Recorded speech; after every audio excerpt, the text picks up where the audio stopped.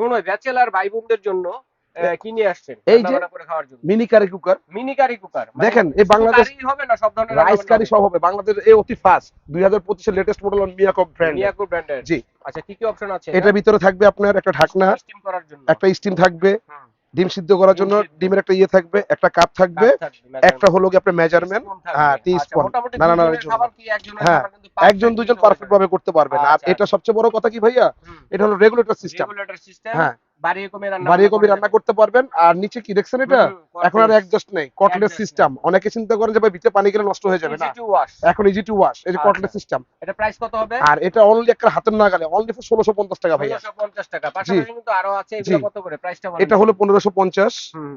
এটা হলো 1550, হ্যাঁ।